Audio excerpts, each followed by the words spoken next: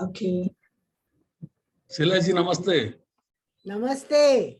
Deep ji, namaste. Oh, This is Pradeep. hi Pradeep. Vikas Kamble is here from SSP. Suranjana ji, namaste. Suranjana ji, namaste. Hi, Pradeep. कैसे हैं आप? Welcome, everyone. As you come in, can you rename yourself with your name and your organization so that we can see where you're from? So there's Om Trivedi. We'll just wait a couple of minutes before we start. Lillian, hi. Hello. Good afternoon. Good afternoon. So great. We not only have people from India and Bangladesh, we also have people from the Philippines, and it looks like we have people from the Caribbean, where it must be late at night. So Early morning. shall we give it a few more minutes? Shall we give it a few more minutes before we start? So everyone, do you know how to rename yourselves? If you can go to the participants, find your name, or to the chat, right? And you can see the 3 dots. Sorry, on the participants list, right? You can click on your photograph, on your picture also, and rename yourself. Write your organization name along with your name there, so we know where you're from.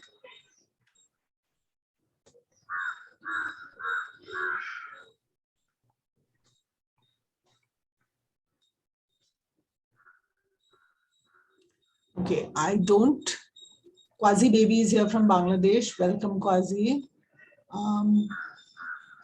I see Vikas. Thank you, Suranjana. Thank you, Suranjana. विकास कैसे हैं आप? Gautam. I see David from Indonesia. Welcome, David.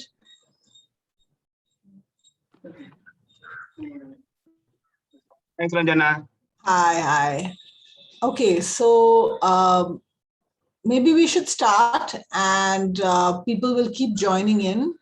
So as they join in, they can introduce themselves on the chat. Let's have a very active chat.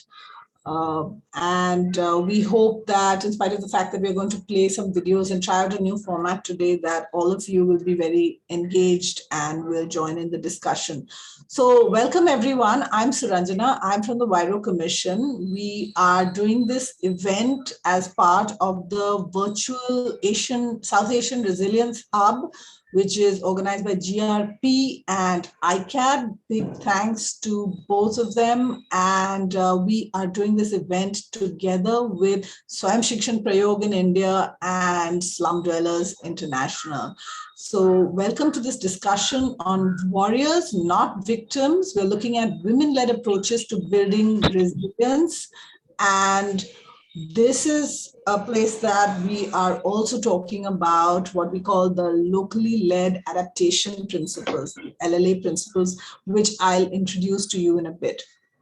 We know that in South Asia, there's a very large number of hotspots where communities are living in highly disaster-prone places. We know that the disasters are growing in both frequency and magnitude, and the majority of those are related to climate change. And we work with large numbers of women's groups in South Asia and across the world.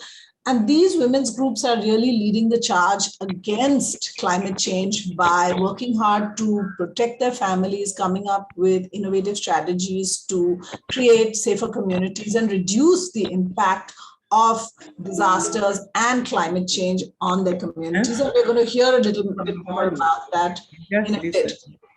Can I ask people to keep their microphone muted? This discussion today, because of the challenges in relation to getting grassroots women and leaders online, what we've tried to do is we've tried to record some of their remarks, and we'll play them for you. But we're trying out this new format where we'll play some recorded remarks, have some discussions, and hopefully it's going to be a very lively discussion, because I know all of you in South Asia and in other parts of Asia have a lot of experience and insight to offer. And the special thing about this event is that we are trying to look at what policy lessons we can bring out from the work that is presented here today. And we want to send a set of messages, a set of advocacy messages to COP and to government officials who are in the blue zone in Glasgow at COP26, which is starting on November 1st. So with that, let's go to the slides and walk you through some of the preliminary information. Shraddha or Anvesha, can you take the floor and go through the Zoom etiquette, please? Thank you. Good morning. Some housekeeping rules in the beginning is that the meeting is being recorded, and we might make this available on our social media pages or website. Please notify Hafiz, Fahad, or me, Shraddha, in case you find anything offensive in the content. Please close all non-essential applications on your device for best viewing of the videos, etc. Please keep your microphone on mute when you are not talking, so it doesn't disturb the other speakers. And please raise your hand if you want to speak, so the host is informed that you want to make a comment. Thank you. Okay, so with that, shall we look at the locally led adaptation principles for a couple of minutes?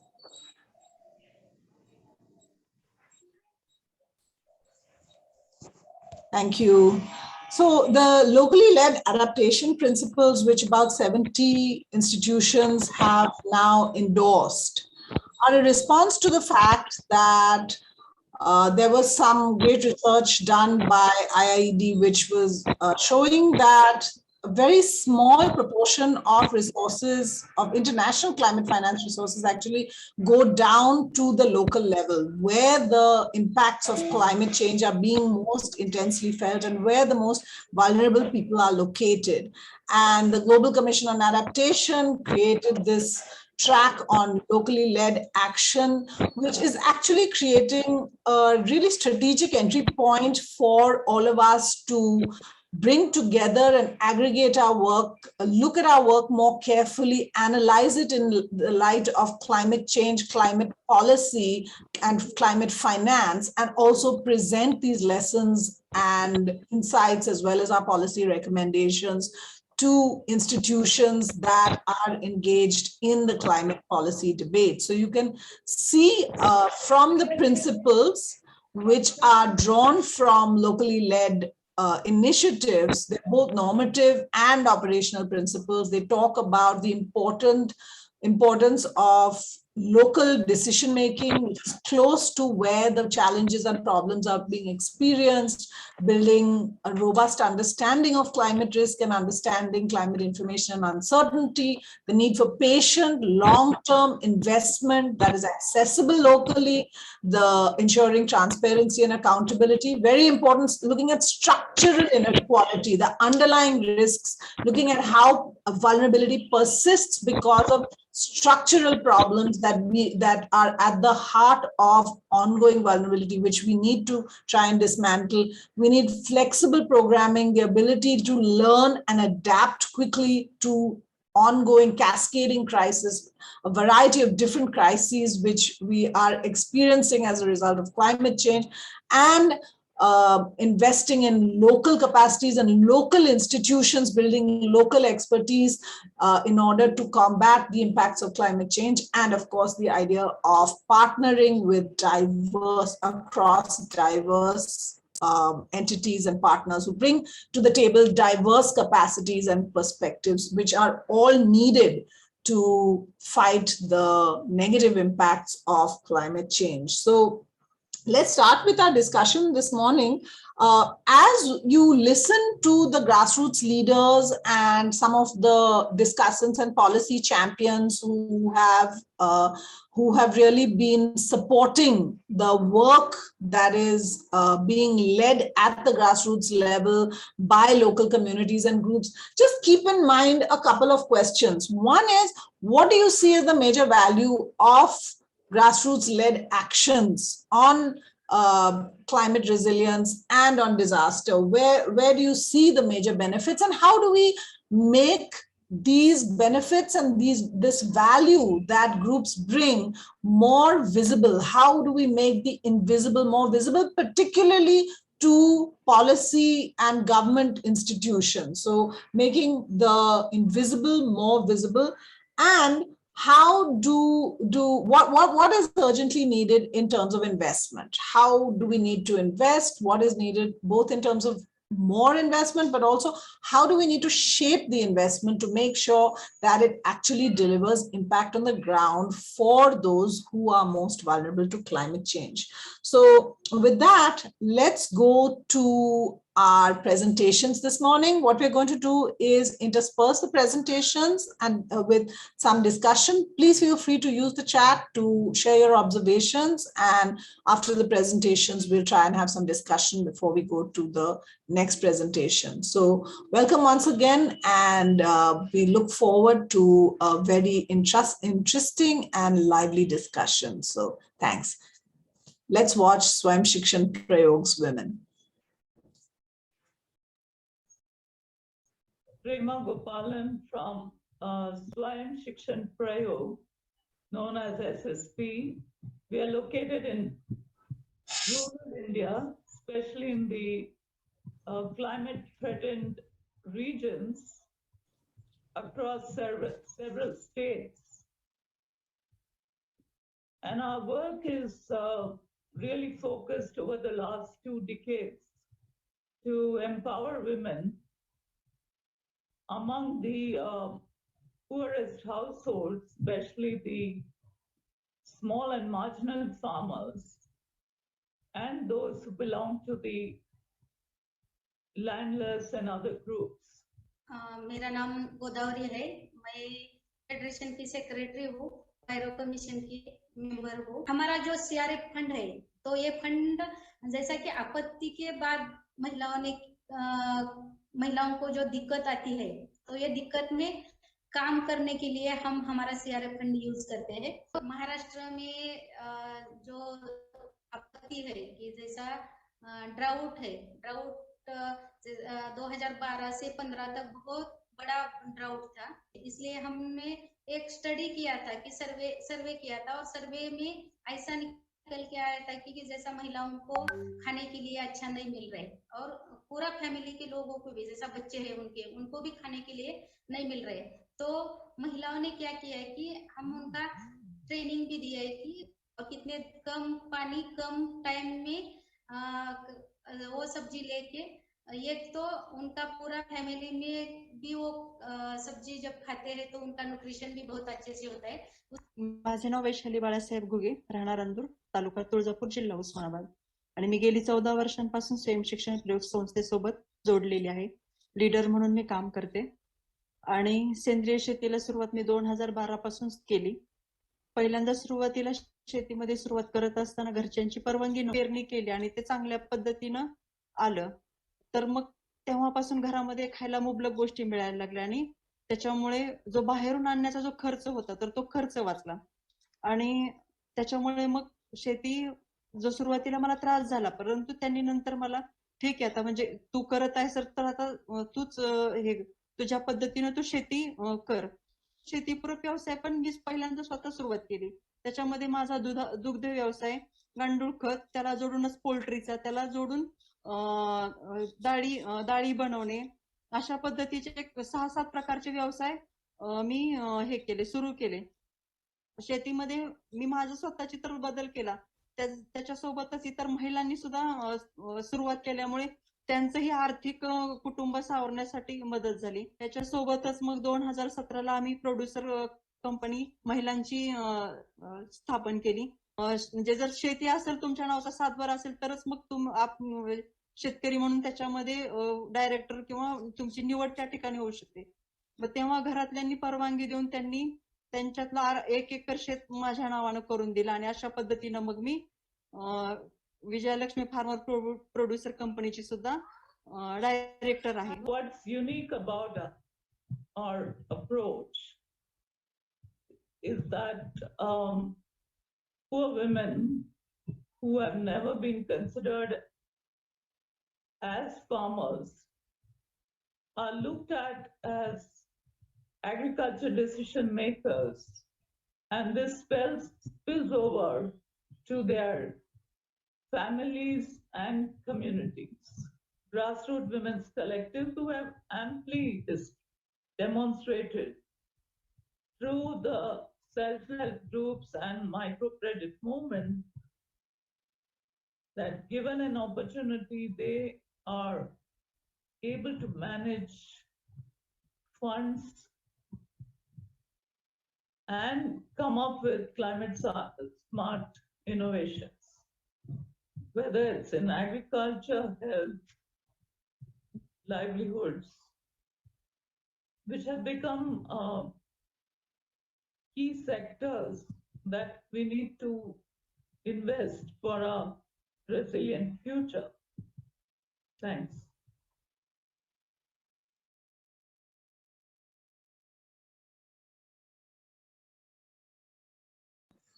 Thank you to Swayam, Shikshan, Prayog, the women's groups, as well as to Prema for her remarks. I was wondering if any of you wanted to come in here and maybe just take a couple of minutes to give your response. If not, we'll go to the next video. And I want to make special mention of my colleagues Anvesha and Shraddha, who have worked very hard to put together these videos and edit them. So big thank you to them. And you can see that they've done a really fantastic job in a very, very short period of time working with women and institutions. And often our women's groups have very poor connectivity, so it's quite a lot of work. So I want to make special mention of them here. So any comments that you want to make in relation to what you just saw? Can I just ask you to raise your hand if you're interested to say anything, or would you like me to continue to screen a couple of more remarks from our institutional person, Sarabjit Singh, who's from UNICEF India. He's a DRR specialist at UNICEF India. So feel free to write your comments and questions in the chat. But I think it's important that I hope you all could see that women's groups, far from being helpless victims, are very much leading the fight against climate change. And you can see that it very much fits with the title of today's discussion, which SDI gave us. They're not victims, they are warriors. So warriors and not victims of this crisis. Let's go to the next video if no one wants to come in here and comment.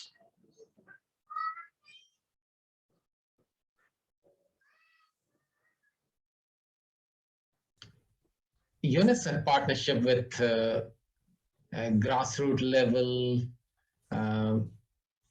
women farmers was always seen as a sort of a logical way of working for us.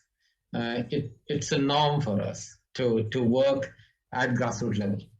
Working with women farmers from Marathwada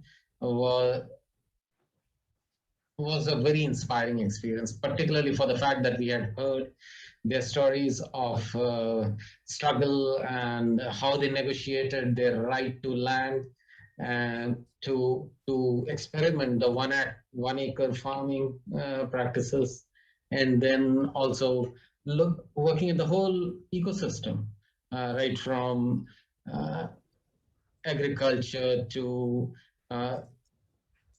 harvesting to selling the organic produce, and in the process transforming the whole scenario, right from the household level nutrition and food security to transforming the availability of drinking water in their village, and transforming the whole relationship.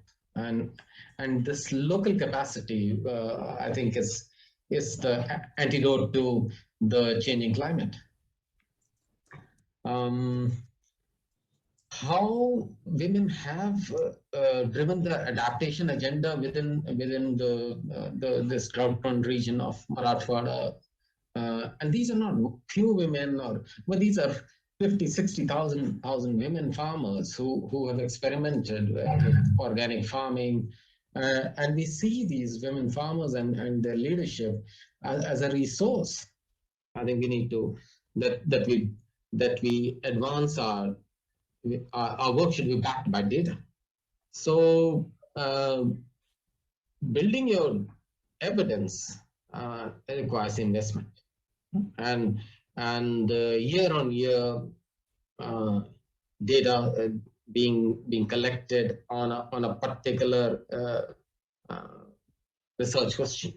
Majority of policies are decided by people like me and you who live in urban areas, and people living in rural areas are the recipients, and our women farmers are entrepreneurs. They have grown to the status of being entrepreneurs, and I think that's where I think few things have moved. I won't say that, but the needle has to move really a lot. One thing which we can learn from these women farmers is how simply they do it.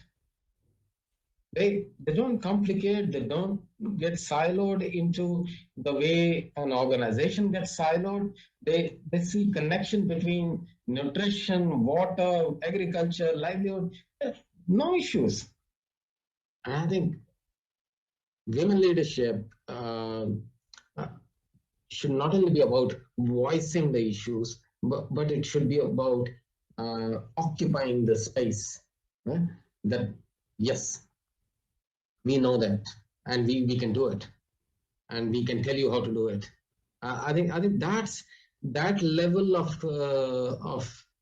transformation should happen, and then policies will follow.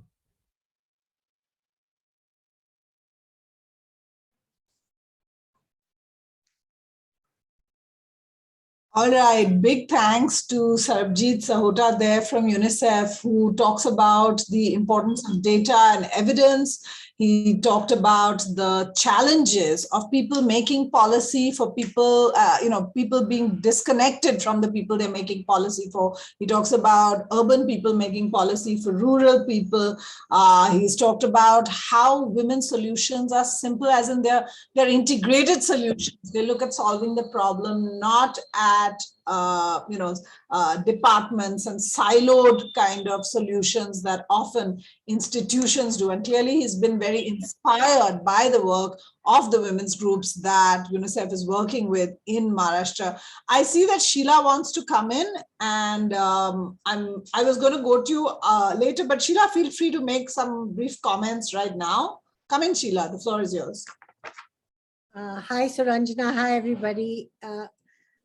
I know that I'm coming later to talk about urban, but the work of Swayam Shikshan Prayog is an important lighthouse process that turned people who were serious victims of drought to produce the most important, scalable, and amazingly multidimensional impact in the climate space. And that's what I want to bring out here, that it wasn't just that they got food for themselves, they got empowered, but the reality is that more than 60% of the Earth's surface is going to face exponentially growing drought.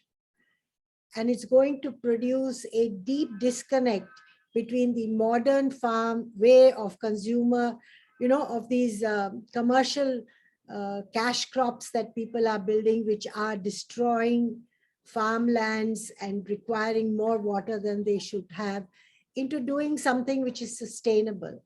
So for me, that's the first signal that something that is a prolonged crisis. Marathwada has a whole history of being one of the most drought-prone areas in India and in Maharashtra. And from becoming victims, they have actually transformed not only their own lives, but the lives of major farmers who are now looking at their work to look at not, pesticide-free, new types of seeds and things like that.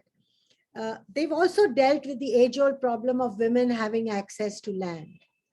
And the last point I want to raise, which was raised in another webinar by a scientist who now heads TERI in Delhi, which is that worldwide, there is a feminization of agriculture because most of the small farmers and marginal farmers, in order to diversify their incomes, the men are going into the cities and the women are managing the agriculture. And so an important recommendation I feel that we have to make in this process is to recognize the volume of marginal farming that is done by women and how farming practices are not designed around their aspirations, their needs, building their knowledge, giving them resources, and building their capacity. So I think I just wanted to put that in the front in terms of our collective asks. So thank you. Fantastic. Thanks a lot, Sheila. So we need to look at what are women's aspirations. And we know also that it's been a struggle for women to negotiate for their status as farmers. And now they're gradually being recognized as farmers, which, one would never have realized this if this kind of work hadn't been done and women hadn't talked so eloquently to us about this idea. So we need institutions more and more to recognize them as farmers and therefore then shape the technologies and policies and finance that they are putting into small farms and in ways that women can actually access and use this. Prema Gopalan, I see that you're here.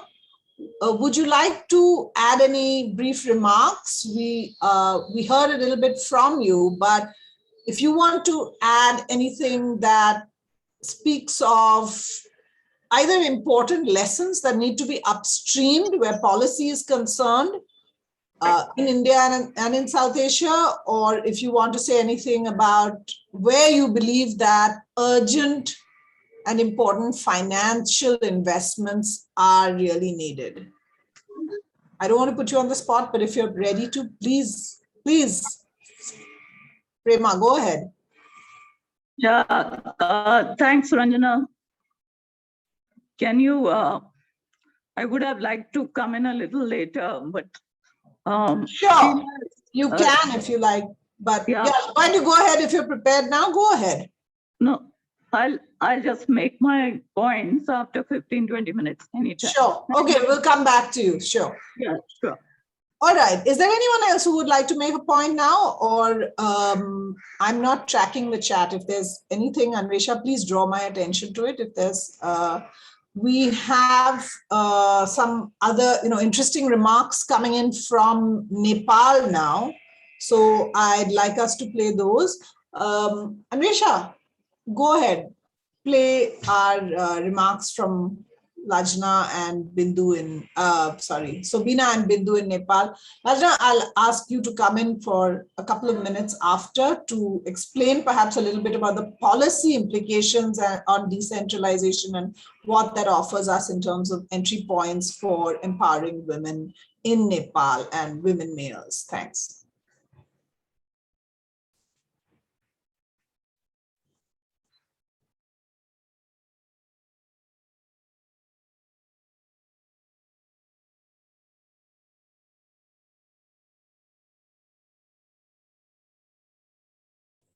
I think we don't have sound. Sorry, Anvesha, I think the video is on mute. We can't hear you. We can't hear the video. Okay, just a second, sorry.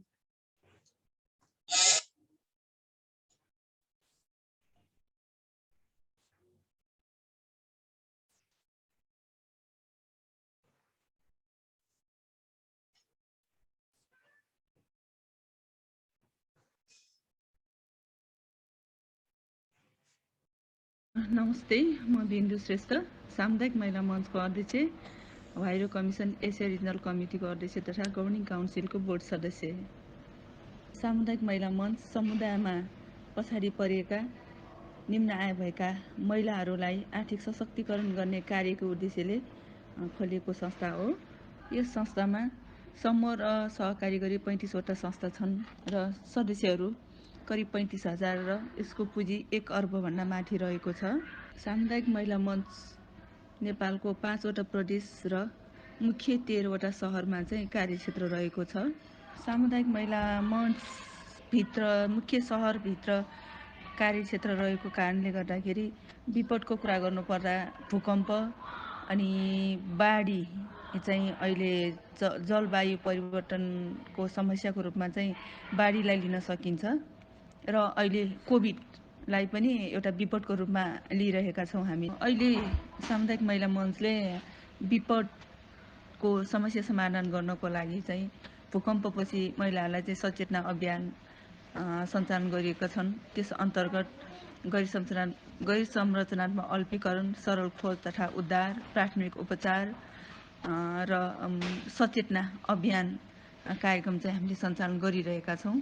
अर्को कुरा जलवायु परिवर्तनको कुरा गर्नुपर्दा अहिले जलवायु परिवर्तनले गर्दा जाडोमा धेरै जाडो, गर्मीमा धेरै गर्मी र पानी पर्दा धेरै पानीले गर्दाखेरि कृषि उपजहरू उत्पादनमा चाहिँ कमी आएको छ, जसले गर्दाखेरि यो समस्या समाधान गर्नको लागि चाहिँ विभिन्न वैकल्पिक उपायहरू खोजी गर्ने क्रममा चाहिँ टनेल बनाएर चाहिँ कृषि तरकारी खेतीहरू गरिरहेको छ। र अर्को महिलाहरूलाई चाहिँ कौशी खेतीमा पनि प्रोत्साहन गरेर आफ्नै घरमा सानोतिनो तरकारी खेती गरेर चाहिँ आफ्नै घरमा उत्पादन गरेर खानको लागि पनि हामीले काम गरेको छौँ। यसलाई चाहिँ हामीले सिआरएफ कोषसँग पनि जोडिएका छौँ।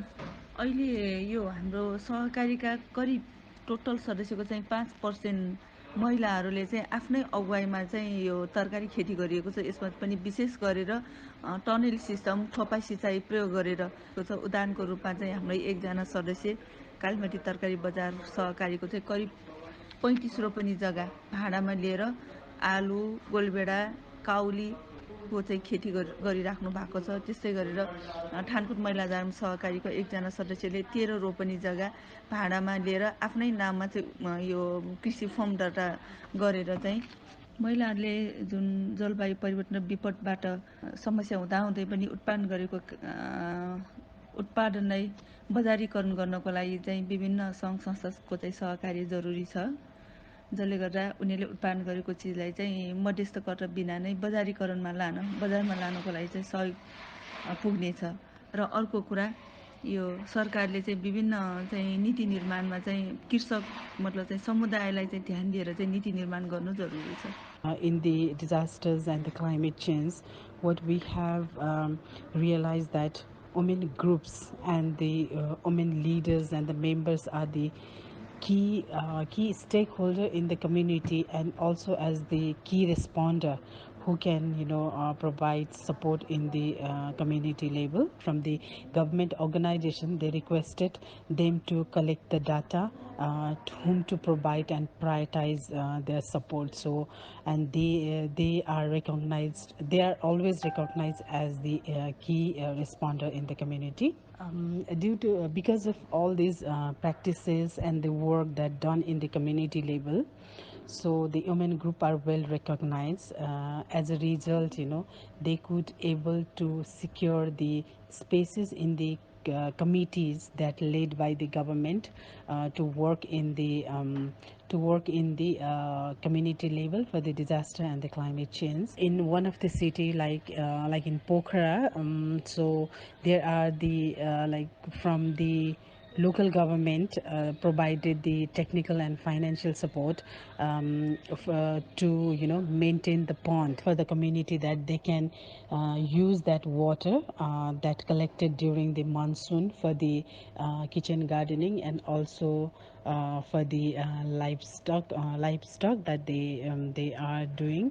The women group, women members able to access the fund that is allocated from the like port of deputy mayor of the Pokhara municipality, where so it that money is given to scale up the activities. There are lots of opportunities, and the skilled networks and women are in community. So if government would allocate it some fund in the community level, it would be very much helpful for scaling up the work that women group are doing.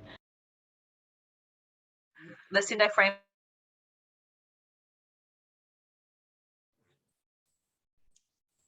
All right. Yeah, so I think that the example of women's groups in Nepal shows us very clearly that women are not only engaged in organized emergency response with their municipalities, but they're also working to improve food security and livelihoods on a long-term basis, and the kinds of again, here you can see that they're working on water with the municipality. They're working on urban vegetable gardens, and they are essentially testing out a range of different strategies. I think Lajna Manandhar, who is the head of Lumanti, is present here. Lajna, are you here? And can you unmute? Yes, Dana. Hi, welcome. Welcome, Lajna. Lajna, I think that, can you help people in the audience understand the constitutional reform and decentralization policy in Nepal that really empowers women in local government and puts money and authority in their hands? Because I know that you're really, women's groups are really trying to collaborate and work with these authorities. So can you give us a little bit of a sense of the policy context there, very briefly? Thanks. Over to you. Yes, no, the local governments have power. The local governments have power actually to implement the activities at the local level. And in most of the municipalities, the deputy mayors are women, right? But still, I think they haven't been able to do much because of the lack of resources, knowledge, and so many shortcomings. They haven't been able to do much in terms of developing, contributing in the capacity enhancement, empowerment, or improving livelihoods, access to better opportunities for women. Much need to be done, but then not much also has actually done. But now currently we have been actually working in partnership with the newly formed network of the deputy mayors of in one of the regions, in the western regions, in Lumbini province now. All right, and so the work we have actually just initiated, to work together and also organize training to the women for enhancing livelihood opportunities and also developing their entrepreneurship skill as well, right? So a lot of things we are exploring, and it's really going very well, but still a lot need to be done. Right. And I also want to, hello, Suranjana, do you hear me? Yeah, go ahead, Lajna. Right. Actually, see, now I heard Sheila speaking and Prema, speaking, right? And just reflecting and just echoing what Sheila has said, I would just like to say that, there's a lot to be done in terms of improving women's access to the, appropriate technologies, agricultural technologies. I'm just thinking, I remember, I did my MPhil thesis on the role of women in subsistence agriculture. That's a long time back, nearly 30 years back, right? And then I actually studied, the women's, the role of women in subsistence agriculture and the impact of technology in agriculture on women, and even at that time I have seen that, whatever the new technology has been introduced that has not been appropriate or friendly to the women. And when the new technology is actually introduced, women don't have control to it, right? They don't also have access to decision making and no control. And even the income generated from that is also the women were not controlling. And I think, that is still valid even today. So we need to see, to how we actually enhance the power, the capacity of women now, because see, the situation also changing. The men are not there, women are in control, and also this the climate impact is also aggravating, right? So the whole situation is changing now, and we need to see, like, how we can actually build the capacity of the women to work accordingly in this changed environment. That means, like, the policy has to be in favorable of the women, the technology, access to informations, like, and also in the local language, right? That is very, very important. So I stop here now, Suranjana. Thank you so much, Lajna. Thanks. I think that both the things Lajna talked about, one is the idea that you have a constitutional reform and decentralization policy that provides opportunity and space to get resources and more authority at the local level, which are very important opportunities. But like many other countries, and certainly it's the case in India also, those local governments are not fully empowered. They don't necessarily have the resources nor do they have the enough information, knowledge, and capacity to take action. But the efforts of women's groups to partner with them and work together is part of trying to strengthen local governments and their ability to act together. And women's groups and organizations and networks along with local authorities can be quite a formidable force when they advocate together to national governments. And of course, the point about technology needing to be much more women friendly. Women are often doing most of their work, but technology is developed elsewhere, and the costs are such that women cannot access these, nor are they suitable for women. So both these points are well taken from your remarks. Let's go to the next video, which I think is another grassroots leader who's going to speak, and this time from the Philippines. ULAP works with the Huairou Commission, and we'd like to hear a little bit from them about their disaster and emergency related work in urban areas. Evangeline Serrano from ULAP in this past typhoon Ulysses, because the typhoon came in the times of a pandemic. So on that time, but we have managed a peaceful relief operation to 8,104 families in the partnership with PMTI. That we follow the protocol of the government. Our barangay San Jose helped us to our relief operation. So all of that, the PNP and the barangay chairman told to us that we are very organized. So they believed to us and then said, if we have relief operation, we follow what you did. And the seven cases of 8,104 families. So per phase, we talk to the homeowners association, and we talk about the master list of the people. We have 30 women's volunteer. Every day, we wake up early in the morning and we finish late in the evening. So after that relief operation, we don't stop. We don't stop because our continuation is to talk all again the per phases and the HOA. we training them as the DRR. So we did a hazard risk assessment, risk mapping, DRR training. So committee building per organization, organizing of CBDRRM. So now we have, after that we continue also our urban gardening. So our urban gardening it helped a lot to us that we plant the vegetable that we need, so they can help to the residents, and we use that good the vegetable in our community pantry.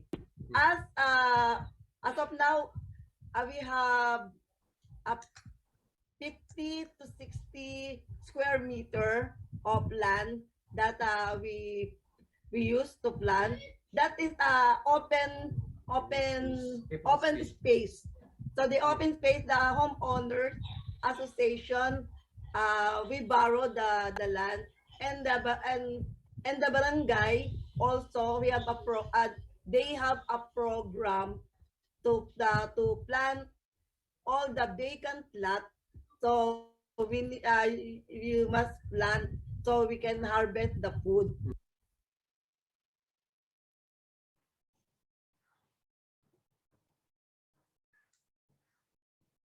Is that it? Yeah, that's okay. it. All right. Thank you so much. Yeah, I know we have a lot of information, and we'll be posting these videos online so that you can access them. And if you want to understand them more in detail or use them to share as part of your own activities to learn more about these initiatives. Now, before I go to Sheila for some remarks on insights around urban initiatives, I just want to say a couple of things. One is that you can see very clearly from these examples how the government tries to leverage the history of organizing and the collective nature of women's groups, the work, the capacity and the organizations that they've built over time, the trust that they've built. And you can see that where women's groups are well organized, the government invariably benefits from putting resources in their hands and giving them a role in distributing resources after disasters, where we know things are very chaotic, and it can really lead to a lot of conflict also when resources are not well distributed. And of course, then we have the urban gardens in urban areas, and kitchen gardens and backyard gardens in rural areas, which have been this fantastic, it's almost been like a sort of a quiet revolution through which women's groups and communities all over the world have been planting these gardens to improve nutrition.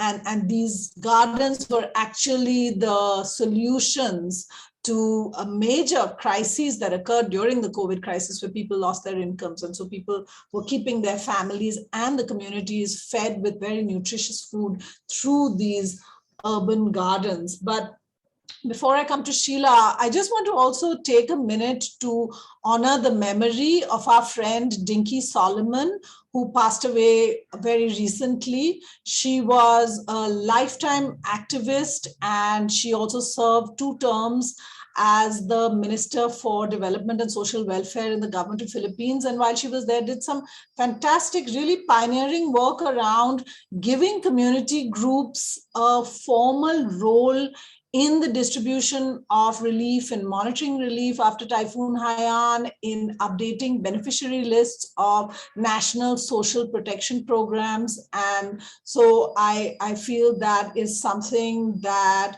we in India can learn from the work in the Philippines. So with that, let me go to Sheila, after which I'll come to Prema for your remarks. Over to you, Sheila.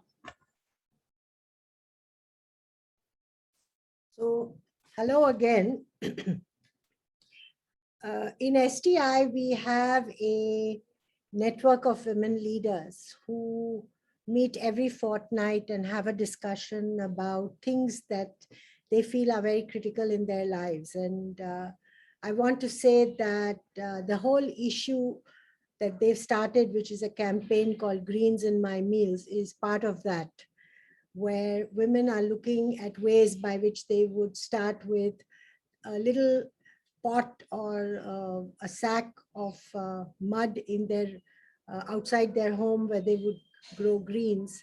And there was a campaign to say that the starch, which most of us ended up eating during the COVID crisis as the main food ingredients that were available to us, was then displaced by at least 25 to 35% of greens. I'd also like you to know that the whole campaign is now looking at which are the mayors that will give land. And I think we celebrate both as STI and the Huairou Commission, the cities in the Philippines and in southern Africa that actually produced fantastic partnerships where open plots of land were given to women to produce kitchen gardens from which families could either purchase or take away greens. Coming back to the issue of the theme of today, which is warriors, not victims, is based on the reality that the burden of addressing crisis always comes on women's heads.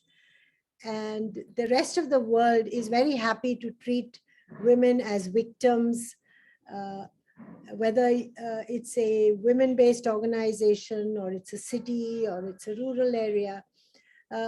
Even global and national charities and organizations that produce relief want to treat them as victims, give them some food, get them some clean water, dig some wells, do something to deal with the crisis, and then they go away. And what women are finding is that these crises are actually not happening once in a decade or 3 decades, but they're happening very, very often. And that women are fed up of behaving like victims and they want to do something about it. So the clarion call of grassroots women is, how do you turn a crisis or a challenging event in your life into an opportunity for transformation? And we see in the climate space and in the development space a fantastic opportunity for that crisis to produce behavior change, not only amongst women, but also in their families, their neighborhoods, and their cities in our case, and rural administrations in rural areas, to say, what can we do so that this event doesn't destroy our life and devastate us and put us like several generations behind for all the things that we have done. The second thing we're saying is that this has deep connections to both the development investment that is needed, as well as the adaptation of practices and behaviors that ensures that you are not again devastated in this way. And for me, that is real resilience, that it allows you to climb out of a crisis, but you do everything you can and make everything around you change so that another disaster which you cannot prevent doesn't destroy you. Now, this is also connected in a big way to the discussions this year in the COP related to how much resources should be provided for adaptation.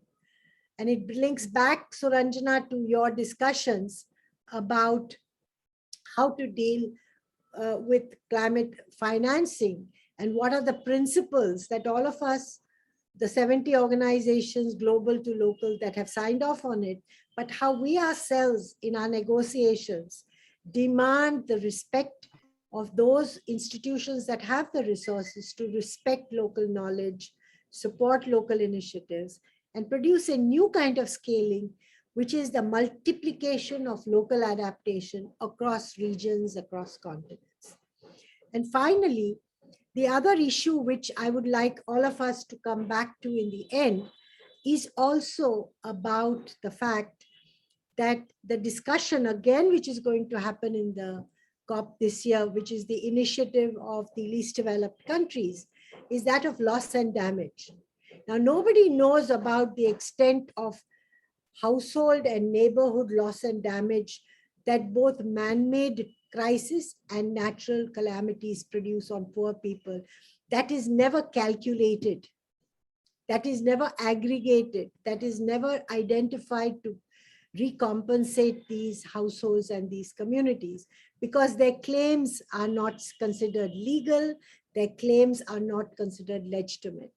And a very important thing that we in STI have done, which many of the groups that have discussed this so far have also talked about, which is the value of data, the value of detailed documentation that can be disaggregated to the families, but aggregated to neighborhoods and to cities and across regions to show the extent and the volume of damage related impact it has on poor people's lives.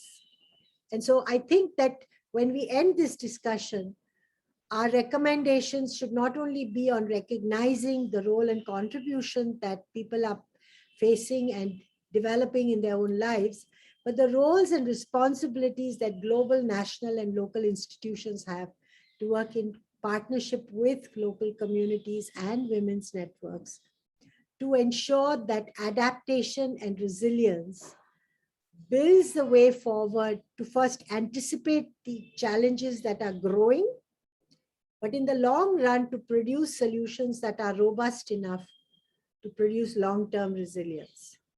I don't know if that's enough for you, but I think I'd like to end there.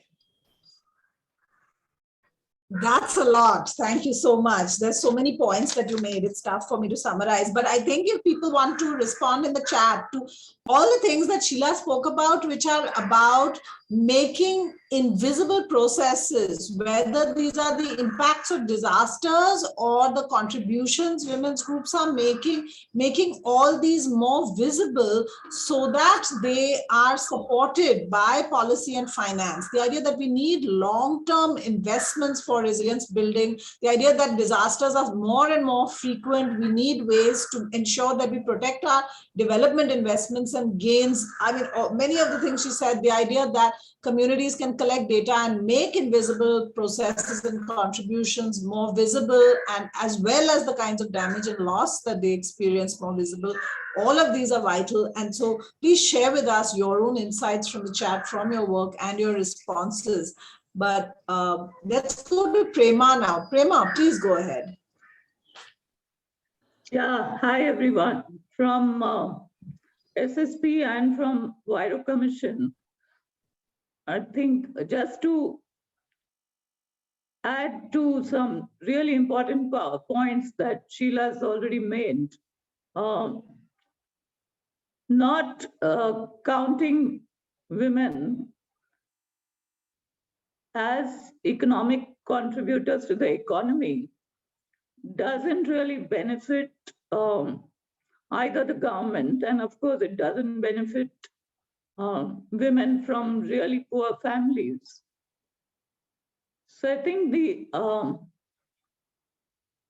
I'm really hoping that at the COP, when this discussion is there on climate adaptation, women's groups who are organized will be counted as climate leaders. By not doing so, we will not be able to address some really pressing global problems, whether it's around water, food security, livelihoods, and so on. And definitely we have many emerging problems after COVID, including the lack of education for mainly girls and boys in the rural areas for the last 2 years. So they are either going to drop out of school or be there. And this would cause more than a triple burden on women. So recognizing this, I think I'll just go directly to the recommendations that we have. One is to look at investing in women's leadership, especially in the light of devolving power and resources at the local level. So what I'm saying is that climate adaptation strategies absolutely have to be local. And as Sheila said, several organizations have signed off on that. And linked to that, the Community Resilience Fund that's practiced by several grassroots women groups all over has proved beyond doubt that when you place money in the hands of women, then they are absolutely able to experiment and innovate on climate solutions, which are, I do feel strongly that that's the only answer to several global problems that we have. And the earlier presentation on the women and agriculture model shows very clearly that the silent revolution, where we have thousands of farmers, not just in Maharashtra and India, but in several parts of India. And therefore, we've seen that it's a replicable strategy all over South Asia, that women are organized in groups and they can adopt both agriculture and water management strategies that are not just short-term, but have huge long-term impact to build the kind of resilience that Sheila is talking about, that faced with future crises, these groups and communities are the first to adapt. So with that, I would say that financial inclusion, financial and digital inclusion, which means trying to make it a level playing field for women at the grassroots, is really, really important as we move into the era of digital everything. So if women in the future need to be more connected, and I want to emphasize that grassroots women groups are not alone, they're not isolated. We've seen through the Huairou Commission network that everywhere they are working hand in hand with the local governments. And in the case of India, in our operational areas, we saw that with a little bit of support, women leaders were working hand in hand at the front line on COVID recovery and looking at how social protection programs that were designed for immediate relief could reach the right beneficiaries. So this was a really important task. And they took it upon themselves to see that when hardly any livelihood opportunities were there, they could reach social security and food security to the communities. So I'm saying whether it's long-term issues like water conservation and changes in and big changes in agriculture, which would lead to more sustainable ways of doing agriculture and protecting water and natural resources. So whether it's short-term or long-term, I do think that we need to invest in leadership and place resources, funds. And I really, really hope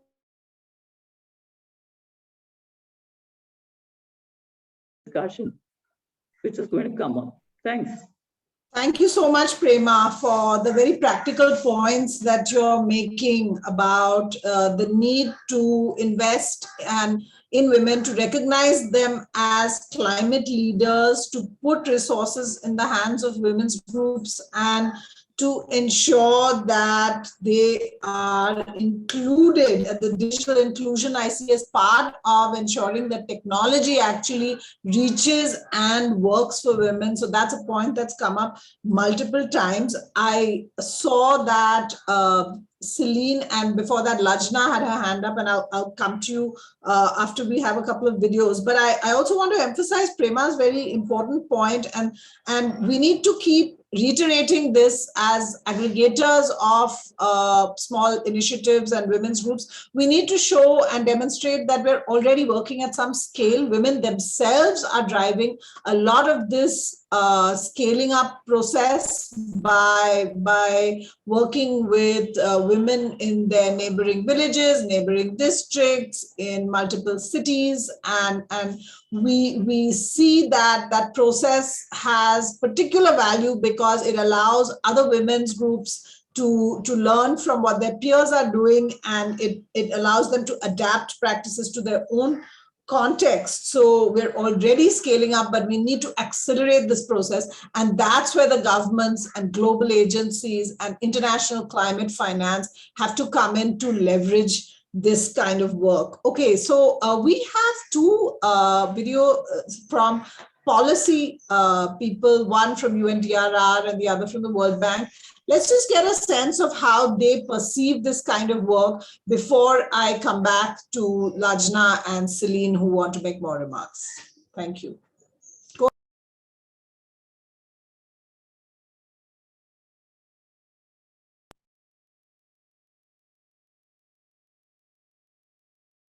The Sendai framework recognises that women and their participation is critical to effectively managing disaster risk and to designing, resourcing and implementing gender-sensitive disaster risk reduction policies and plans. I think not enough focus sometimes is really given to women working at the local level, and particularly the investments, financing and funding in a sustainable long-term way, as well as support and capacity development.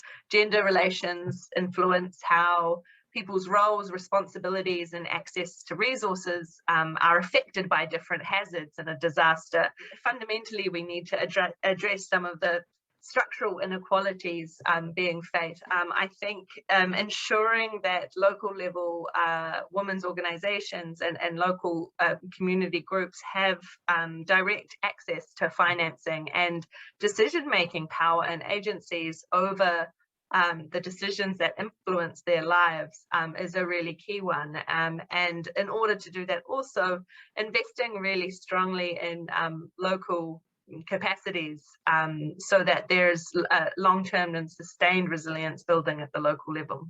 The real long-term partnerships with those communities, establishing those connections and listening and learning and engaging with the networks that exist can really help ensure that the participation is locally led and that the impact is long-term and sustainable. Really identifying those priorities that exist at the local level. Supporting, for example, in the DRR space, supporting community knowledge and awareness and understanding of climate change and disaster risks, using both traditional and scientific knowledge to inform the community level disaster risk management, supporting and facilitating community-based data collection and hazard monitoring in order to understand the risks that communities face. And really looking at how communities can be empowered and how women and other marginalized groups can really take on the leading role in determining the priorities and risk-informed development of the communities that they're living in. We look at loss at only one level. So, we're not even looking at the household individual level in terms of economic loss from disasters. Within a household, actually, even that loss is gendered. So I think really one of the things that we need is a sort of transformational shift in how we think about the data and our understanding of disaster risk. I think the issue of accountability accountability is a really interesting one. We need to see things shift a bit, focusing on gender equality and centering the experiences of women and girls as part of disaster risk reduction efforts.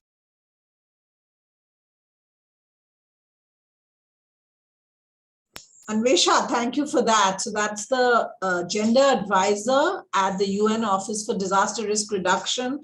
Again, emphasizing some of the points we've been talking about: direct access to financial resources for women's groups, the idea that we count and understand household losses and how women are affected by losses, and the idea that women should have more space in decision-making processes. I think she touched on all these. We have one more person who we consider a policy champion, Margaret Arnold, who's the global lead on the social dimensions of climate change in the World Bank. And she's been tracking women's groups and communities doing disaster risk reduction and adaptation work for a long time, and also has worked a lot on community-driven development and social protection. So let's hear some of her remarks before we come back to a discussion among ourselves. So let's hear from Margaret Arnold.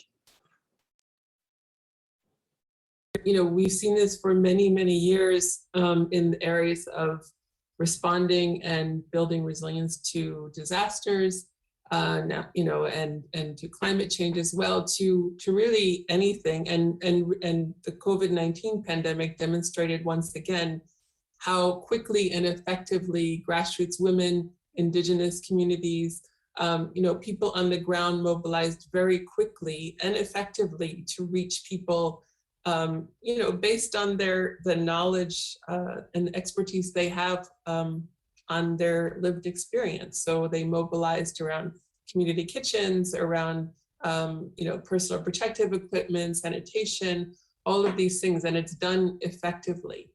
And I think a lot of times it's seen as kind of boutique, at an institutional level or government level, it can be seen as boutique or small scale, but it happens at a big scale, at a large scale. Part of the effectiveness, I think, is that communities really multitask when it comes to risk, right? They're managing,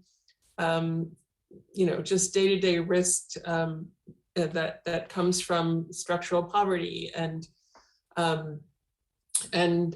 natural hazards and and climate change and crime and violence and everything. They manage quite a lot, and they're very effective resilience builders and risk managers.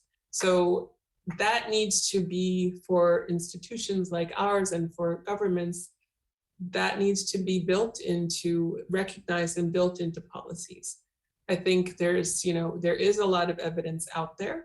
It's well documented. It's, more always helps, but we need to start putting people in the policies, both in the creation and the design of those policies and the implementation of them. In terms of where more investment is needed, I think certainly in the context of the COP, we're talking about channeling climate finance and decision-making power down to the local level, because the impacts are felt there, the capacity and the decision-making needs to be there. It does need to be connected to the national level, because this, things happen locally, but in a global context, and neighboring communities, what one does will affect another. So it needs to be well connected, but the action happens at the local level.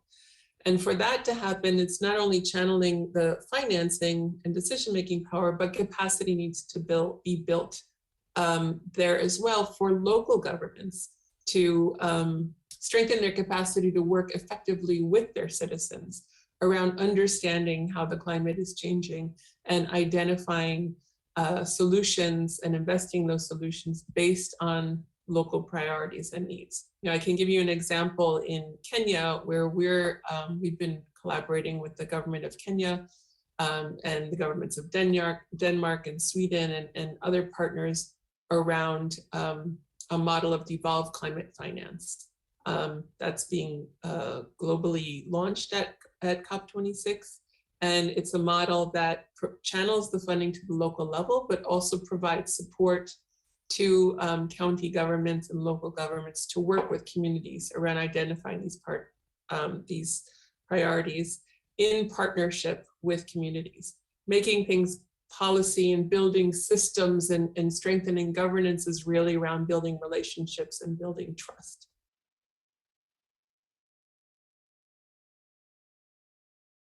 So I take away from Margaret's remarks the idea that it's important to engage people's organizations and networks in not just in implementation of policy, but also in shaping and designing policy. And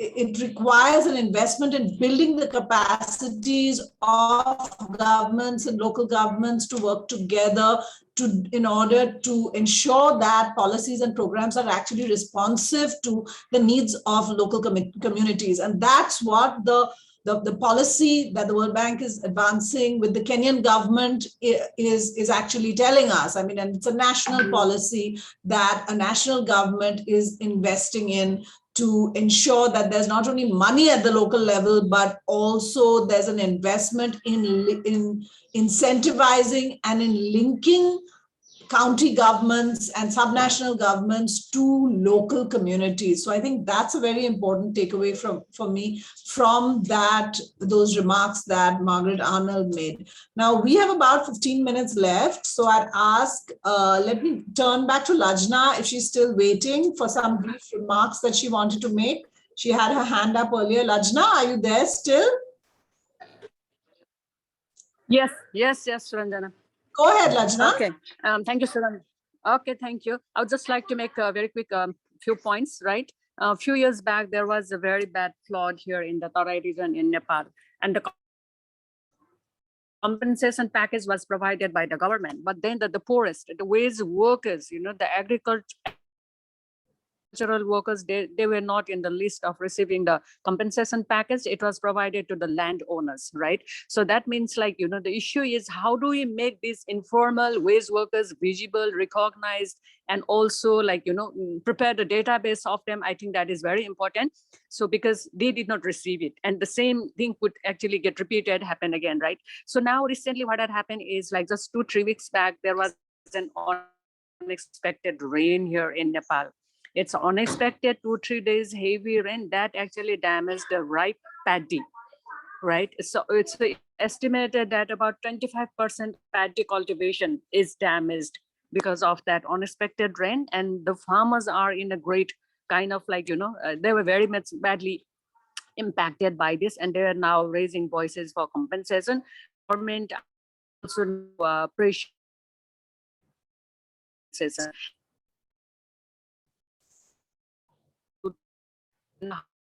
Lajna, sorry, you're cutting out. They will even able to receive that package or not. Hello?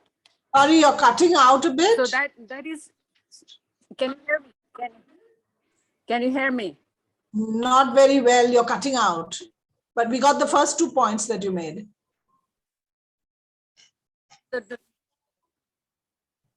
Can I request you? Okay, see the last point I would just like is all. Sorry, Lajna, we can't hear you, but can I request you to put your last point into the chat, please, so that we can read it?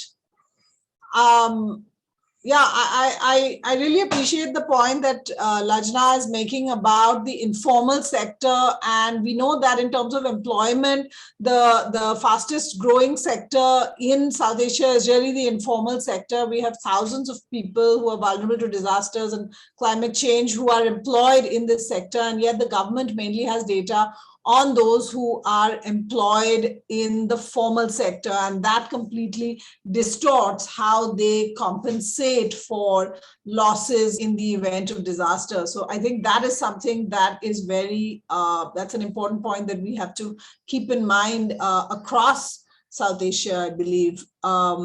Let's go to Celine. Celine, you had some remarks to make. And Lajna, I hope you'll put your final point into the chat.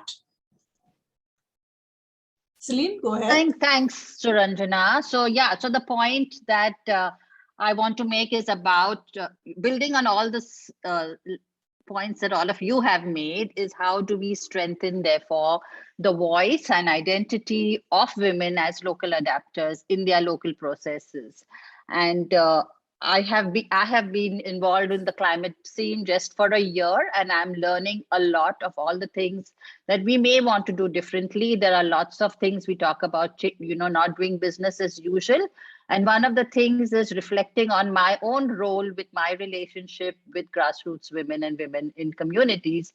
And I think that's important for us as middle class women to understand how we represent them, how we extract data to market a lot of their stories, and what is our responsibility as agents of change in order to help them bridge the gap to deal with the mainstream. And I feel this is something is uncomfortable, but it is something that we need to address as middle-class women working with grassroots women. So in February in this year, we plan to open the space through Gobeshana, which is a platform that the International Center for Climate Change and Development has initiated. And it is a space for local adapters and vulnerable communities, especially women, to be able to create, to build their voices and to build their identity, to be able to begin to be part of these conversations as equal partners and not as just, videos shown about them or voices far away where they don't really know what's happening with the policy level and all these other discussions. So I think being mindful of that and then understanding how to, help them to move from simple to complex is extremely important. More recently, I just sat and I mapped capacities and adaptive capacities of community women in 6 countries in Africa with Slum Dwellers International.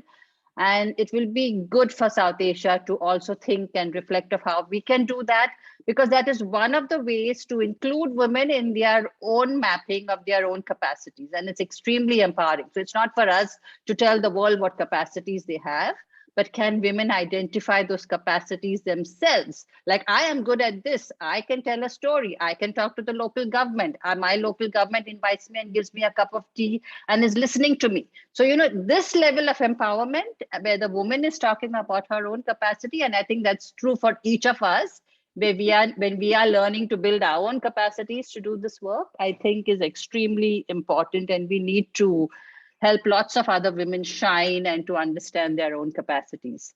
So we hope that the Gobeshana in February will start opening a more institutional space for local communities and women to participate.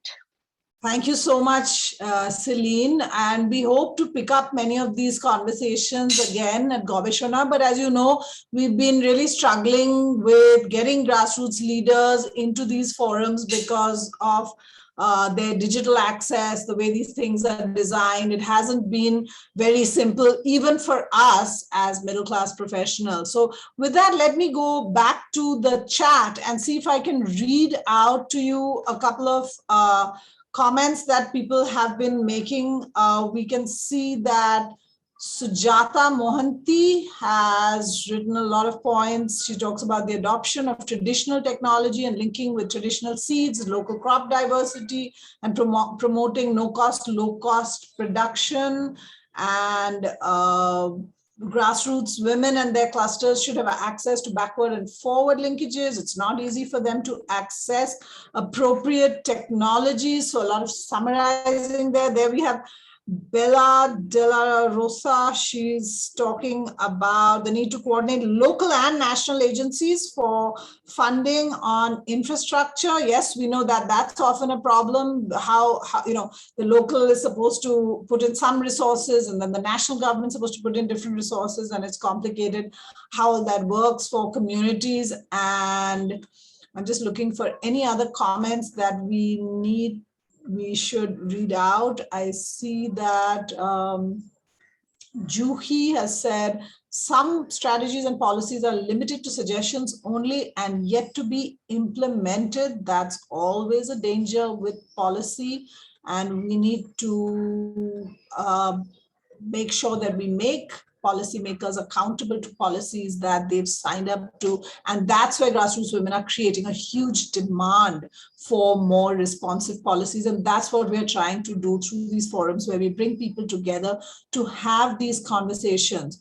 Okay, is there any others who would like to say something? Prema Gopalan has said an important takeaway from the bank is the work in Kenya around strengthening governance and building strong relationships so that local governments can work with people's organizations.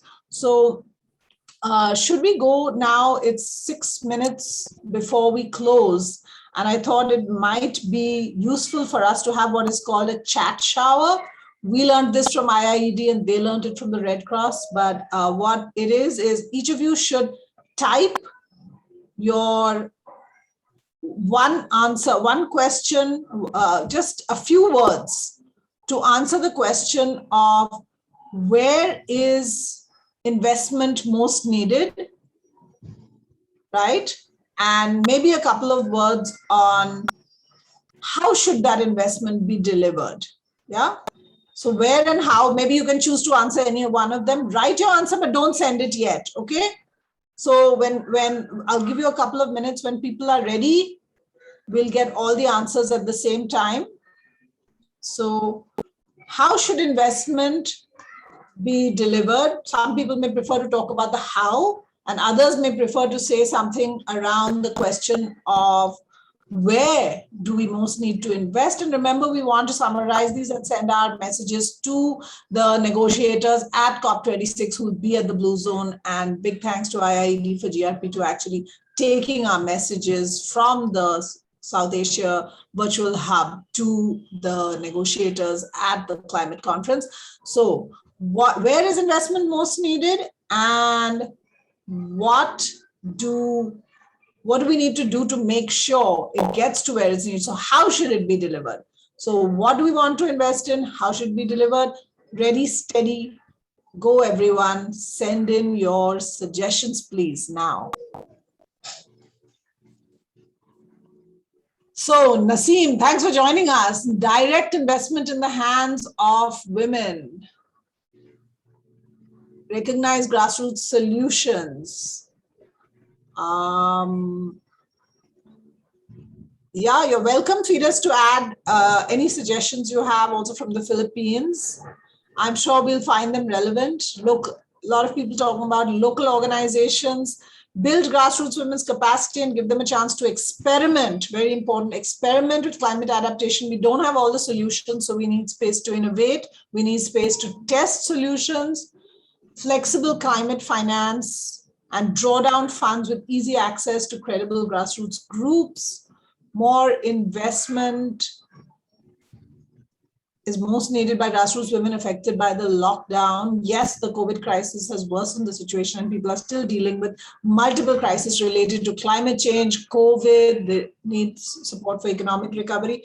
Build the capacities of communities to be equal partners in DRR and development. I really like that because it resonates with the suggestion that we have to have groups involved and engaged in now shaping the policies, not just implementation, which has been part of how many governments look at the role of civil society groups and grassroots organizations as implementers. But now we're saying we also have to design, plan, monitor. So we have to be engaged on every level. Women's groups need to be engaged with policymakers, and that's part of how we need to shift governance processes, create processes which are not just business as usual, which is what the locally led adaptation principles are really trying to advance. And we have Atik Mollik from Bangladesh. She says, direct investment to the women and associated communities and real-time experience sharing with an expert opinion. Nice. I think the real-time experience sharing means that everybody has to have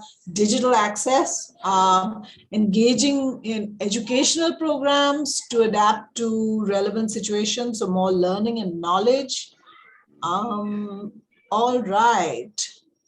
So I think we have a number of different suggestions. It's kind of hard for me to summarize, but let me do my best before we close this discussion. And we have a very interesting one from Fides in the Philippines. How do we locate grassroots women's networks and document their successful work with concrete mechanisms on policy, budget, and local and national linkages to global climate funds? I think that we're talking about creating a repository of knowledge and information and evidence that we can show to policymakers. That's very important. We know that communities are already generating what we consider first-class knowledge that needs to be documented, that data. There's a huge power in communities themselves collecting data and putting it out and using it to negotiate with governments, which many groups who are mapping their own communities, mapping risks and vulnerabilities are already doing. And that's something that we need to do more and more. And we need to get governments to recognize that women's contributions and knowledge are extremely valuable. In many cases, they already are doing that, but that needs to become the norm. And we need to look at how part of the data is also trying to document the kinds of loss and damage it is that communities and women's groups experience, particularly those which are at the local level in the informal sector, where governments do not have good data at all. And yet this is the reality of majority of the vulnerable populations in South Asia. We have to look also, I think we have to say somewhere that we are already implementing strategies and showing how they are scalable and adaptable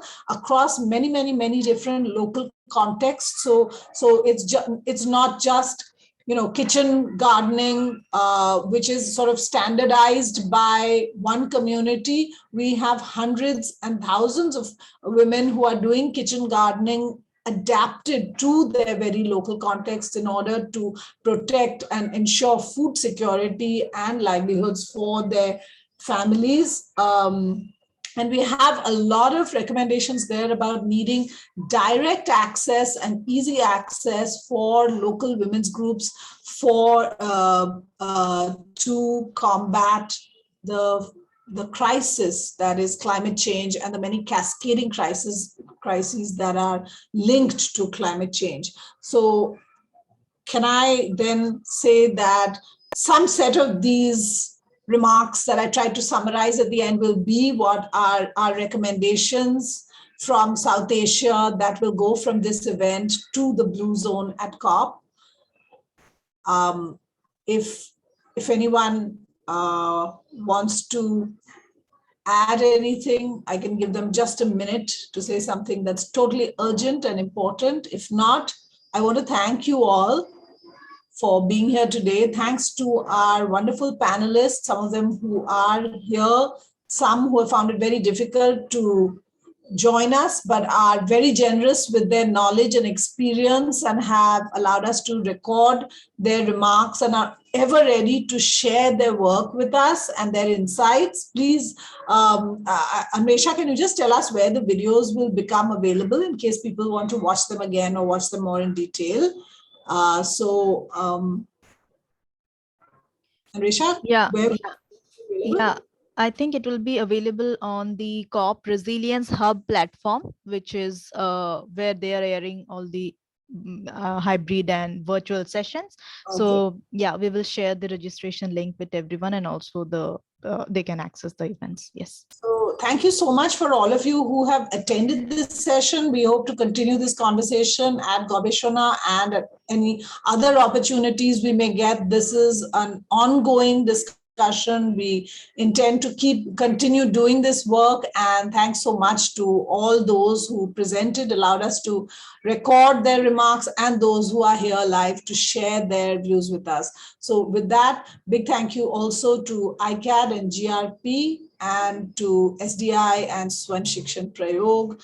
And let me sign off there. Okay. So thanks everybody, and see you again when we have our next discussion on this. Bye.